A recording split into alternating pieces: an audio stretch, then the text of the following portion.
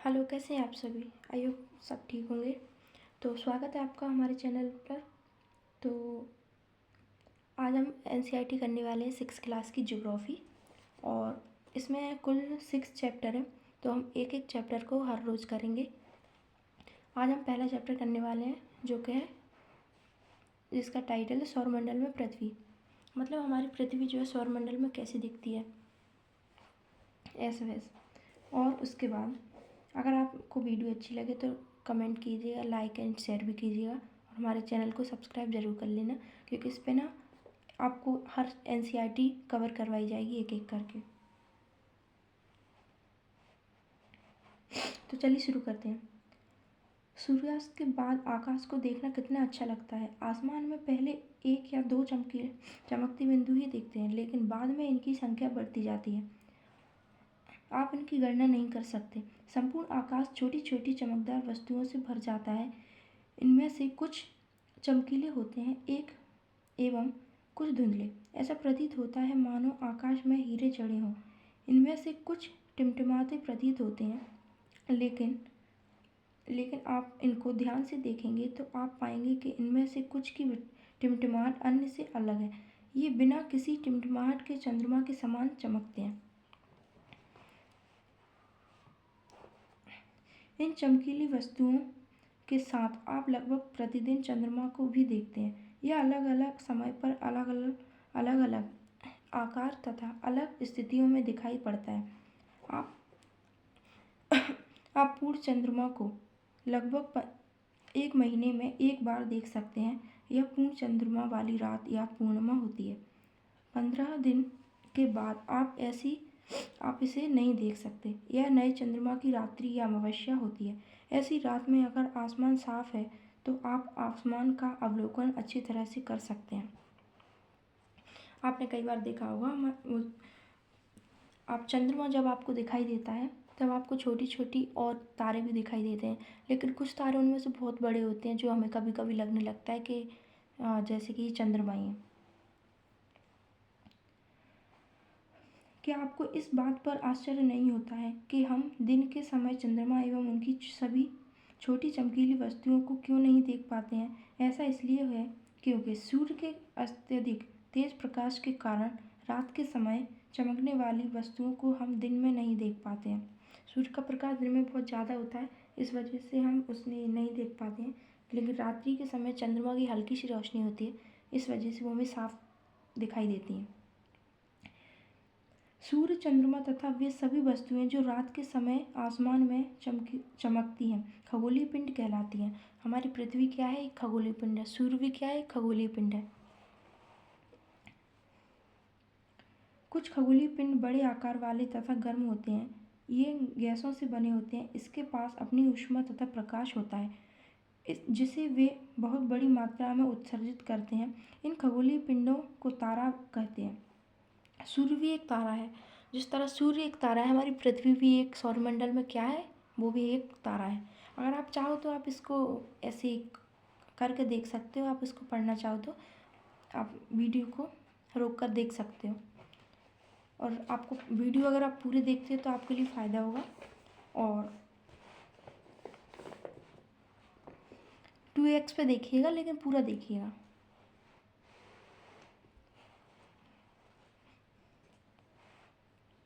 रात के समय चमकते हुए अनगिनत तारे सूर्य के समान ही हैं, लेकिन हमसे बहुत अधिक दूर होने के कारण हम लोग उनकी ऊष्मा या प्रकाश को महसूस नहीं करते हैं तथा वे अत्यंत छोटे दिखाई पड़ते हैं।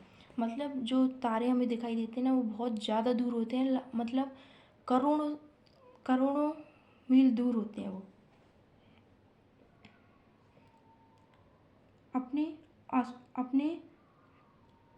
आपने अवश्य ध्यान दिया होगा कि कुछ दूरी से देखने पर सभी वस्तुएं छोटी दिखाई पड़ती हैं। अत्यधिक ऊंचाई पर उड़ रहा हवाई जहाज कितना छोटा दिखाई देता है, या आपने भी देखा होगा। रात्रि में आसमान की ओर देखते समय आप तारों के विभिन्न समूहों द्वारा बनाई गई विविध आकृतियों को देख सकते हैं। ये नक्षत्र मंडल कहलाते हैं। जैसे कि आप ये देख सकते हैं, अब ये डायग्राम जो है आप देख लीजिए एक बार अच्छे से। ये क्या है, यहाँ पे एक आप यहाँ पे खड़े हो गए, ये ध्रुव तारा यहाँ पे ऊपर है, ये ध्रुव तारा है। ये जो तारे दिखाई दे रहे हैं ना, ये संकेतक तारे कहलाते हैं। ये उत्तर दिशा को दर्शाते हैं। अभी आपको बताएंगे। अर्सा मेजर या बिग वियर इसी प्रकार का एक नक्षत्र मंडल है जो अर्सा मेजर या बिग वियर इसी प्रकार का क्या है, एक नक्षत्र मंडल है। बहुत आसानी से पहचान में आने वाला नक्षत्र मंडल है। सप्त ऋषि, सप्त यानी 7 और ऋषि मतलब संत। यह 7 तारों का समूह है जो कि परिवार या पड़ोस में किसी बड़े व्यक्ति से कहिए, कहाँ चला गया, सॉरी। यह 7 तारों का एक समूह है जो कि नक्षत्र मंडल अर्सा मेजर का भाग है। ठीक है। अपने परिवार या पड़ोस में किसी बड़े व्यक्ति से कहिए कि वह आपको आसमान में और अधिक तारों, ग्रहों तथा नक्षत्र मंडलों को दिखाए। प्राचीन समय में लोग रात्रि में दिशा का निर्धारण तारों की सहायता से करते थे। जैसे कि अभी आपने वो डायग्राम देखा ना, ये वाला, उसी तरह उत्तरी तारा उत्तर दिशा को बताता है। इसे ध्रुव तारा भी कहा जाता है। यह आसमान में हमेशा एक ही स्थान पर रहता है। हम सप्तऋषि की सहायता से ध्रुव तारे की स्थिति को जान सकते हैं। चित्र 1.1, ये अभी मैंने आपको ये दिखाया है ना डायग्राम, ये वाला वही उसी के बारे में बता रहा है। यदि सप्तऋषि मंडल के संकेतक तारों को एक ही तारों की ओर बढ़ाया जाए तो यह ध्रुव तारे की ओर इंगित करेगी। कुछ खगोलीय पिंडों में अपना प्रकाश एवं ऊष्मा नहीं होती है, वे तारों के प्रकाश से प्रकाशित होते हैं। कुछ खगोलीय पिंडों में क्या होता है, अपनी ऊष्मा नहीं होती है, वो तारों के प्रकाश से ही प्रकाशित होते हैं। ऐसे पिंड ग्रह कहलाते हैं। ग्रह जिसे अंग्रेजी में प्लैनेट कहते हैं, ग्रीक भाषा के प्लैनेटाई शब्द से बना है जिसका अर्थ होता है परिभ्रमक, अर्थात चारों ओर घूमने वाले पृथ्वी जिस पर हम रहते हैं। एक ग्रह है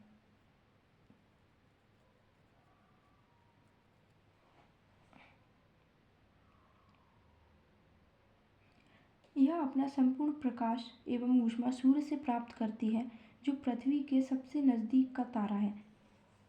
पृथ्वी को बहुत अधिक दूरी से जैसे चंद्रमा से देखने पर यह चंद्रमा की तरह चमकती हुई प्रतीत होती है। अब आप ये देखिए, 1 मिनट। कुछ रोचक तथ्य। बृहस्पति, शनि तथा यूरेनस के चारों ओर छल्ले हैं। ये छल्ले विभिन्न पदार्थों के असंख्य छोटे छोटे पिंडों से बनी पट्टियां हैं। पृथ्वी से इन छल्लों को शक्तिशाली दूरबीन की सहायता से देखा जा सकता है। ये इम्पोर्टेंट पॉइंट है, आप इसको अच्छे से कर सकते हैं। ये देखिए, ये सूर्य है, ये है बुध,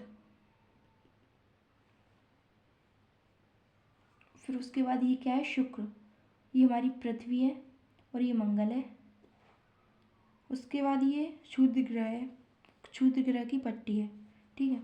उसके बाद ये आता है बृहस्पति, उसके बाद यहाँ पे आता है शनि, फिर आता है यूरेनस, और यहाँ पे ये साइड में जो छोटा सा दिख रहा है ये है नेपच्यून।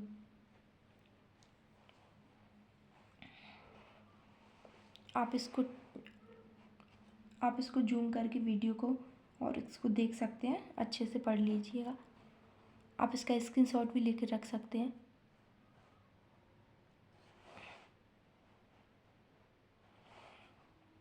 चलिए, तो हम शुरुआत करते हैं।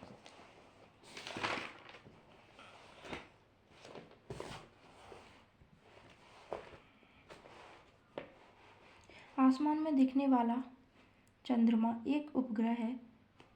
यह हमारी पृथ्वी का सहचर है तथा इसके चारों ओर चक्कर लगाता है। हमारी पृथ्वी के समान 7 अन्य ग्रह हैं जो सूर्य से प्रकाश एवं ऊष्मा प्राप्त करते हैं। पृथ्वी क्या है? हमारा ग्रह है, वो एक तारा नहीं है।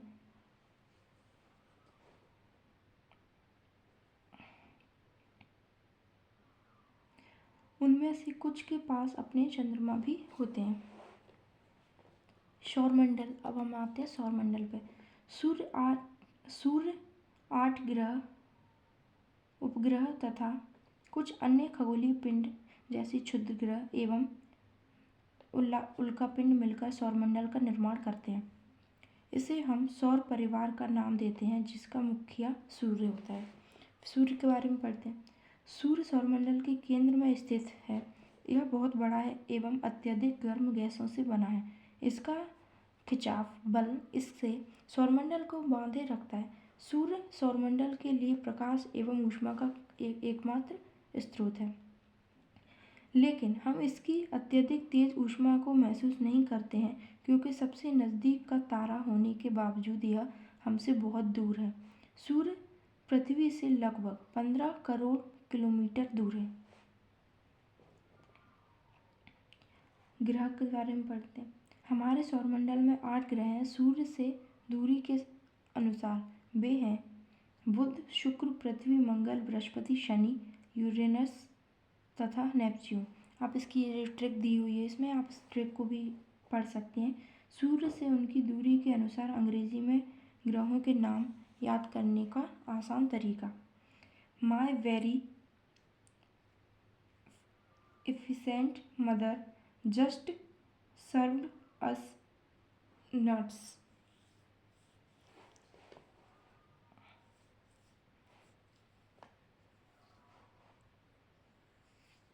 सौरमंडल के सभी 8 ग्रह एक निश्चित पथ पर सूर्य का चक्कर लगाते हैं। ये रास्ते दीर्घ वृत्ताकार में फैले हुए हैं। ये कक्षा कहलाते हैं। बुध सूर्य के सबसे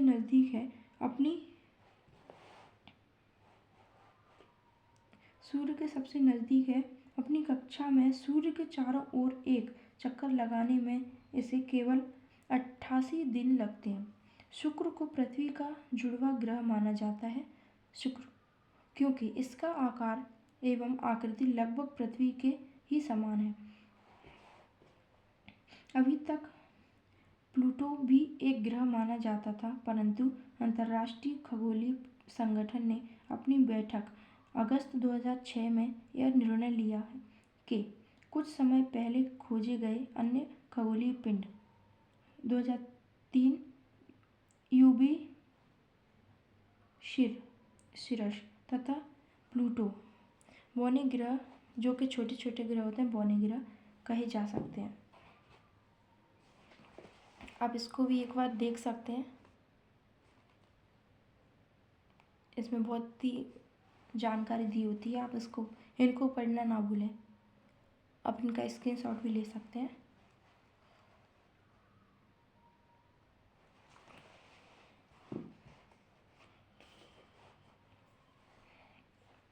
चलिए हम शुरू करते हैं। पृथ्वी सूर्य से दूरी के हिसाब से पृथ्वी तीसरा ग्रह है। आकार में यह 5वां सबसे बड़ा ग्रह है। यह ध्रुवों के पास थोड़ी चपटी है। ध्रुवों के पास क्या है? थोड़ी सी चपटी है। यही कारण है कि इसके आकार को भू-आव कहा जाता है। इसके आकार को क्या कहा जाता है? भू-आव। भू-आव का अर्थ है पृथ्वी के समान आकार। जीवन के लिए अनुकूल परिस्थितियां संभवतः केवल पृथ्वी पर ही पाई जाती हैं। पृथ्वी न तो अधिक गर्म है और न ही अधिक ठंडी। यहाँ पानी एवं वायु उपस्थित है, जो हमारे जीवन के लिए आवश्यक है। वायु में जीवन के लिए आवश्यक है गैसें जैसे ऑक्सीजन मौजूद है। इन्हीं कारणों से पृथ्वी सौरमंडल का सबसे अद्भुत ग्रह है। अंतरिक्ष से देखने पर पृथ्वी नीले रंग की दिखाई पड़ती है, क्योंकि इसकी 2/3 सतह पानी से ढकी हुई है, इसलिए इसे नीला ग्रह कहा जाता है। चंद्रमा हमारी पृथ्वी के पास केवल एक उपग्रह है, चंद्रमा। इसका व्यास पृथ्वी के व्यास का केवल एक चौथाई है। यह इतना बड़ा इसलिए प्रतीत होता है क्योंकि यह हमारे ग्रह से अन्य खगोलीय पिंडों की अपेक्षा नज़दीक है। यह हमसे लगभग 13,84,400 किलोमीटर दूर है। अब आप पृथ्वी से सूर्य एवं चंद्रमा की दूरियों की तुलना कर सकते हैं। रॉकेट का प्रक्षेपण, ठीक है, रॉकेट का पृथ्वी पर गिरना, इसमें आप देख सकते हैं किस तरह से। आप इसे भी देख सकते हैं, एक बार आप वीडियो को रोक कर देख लीजिए, चाहे स्क्रीनशॉट ले लीजिए, आपको जो ठीक लगे आप वो।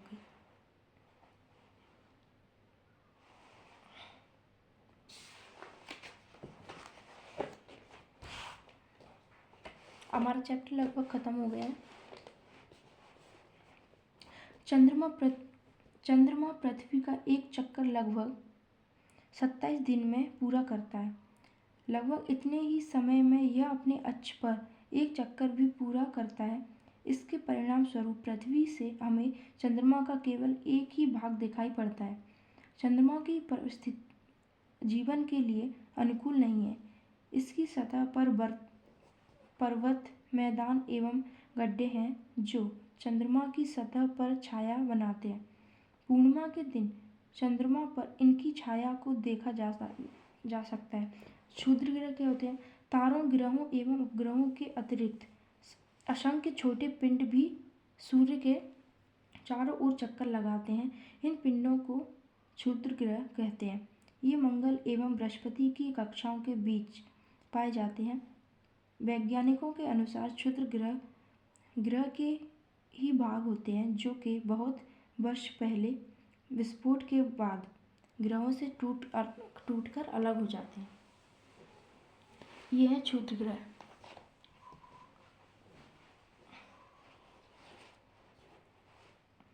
उल्कापिंड, सूर्य के चारों ओर चक्कर लगाने वाले पत्थरों के छोटे छोटे टुकड़ों को उल्कापिंड कहते हैं।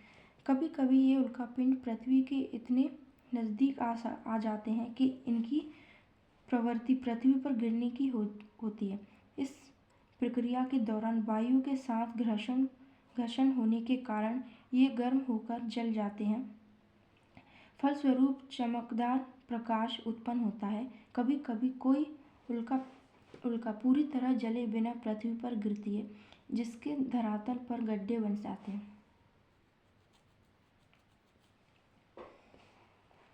क्या आपने तारों वाले खुले आकाश में एक ओर से दूसरी ओर तक फैली चौड़ी सफ़ेद पट्टी की तरह एक चमकदार रास्ते को देखा है? यह लाखों तारों का एक समूह है। यह पट्टी आकाशगंगा, मिल्की वे, जिसे हम मिल्की वे कहते हैं, आकाशगंगा वो है, मिल्की वे है। हमारा सौरमंडल इस आकाशगंगा का एक भाग है। प्राचीन भारत में इसकी कल्पना आकाश में प्रकाश की एक बहती नदी से की गई है। इस प्रकार इसका नाम आकाशगंगा पड़ा। आकाशगंगा करोड़ों तारों, बादलों तथा गैसों की एक प्रणाली है। इस प्रकार की लाखों आकाशगंगाएं मिलकर ब्रह्मांड का निर्माण करती हैं। ब्रह्मांड की विशालता की कल्पना करना अत्यधिक कठिन है। वैज्ञानिक अभी भी इसके बारे में अधिक से अधिक जानकारी एकत्रित करने में जुटे हैं। इसके आकार के संबंध में हमें कोई जानकारी नहीं है, लेकिन फिर भी हम जानते हैं कि हम सभी इसी ब्रह्मांड का हिस्सा हैं। इस तरह से ये सब पृथ्वी, सौरमंडल, आकाशगंगा, फिर उसके बाद ब्रह्मांड, करोड़ों तारों और बादलों तथा गैसों की एक प्रणाली है हमारी आकाशगंगा।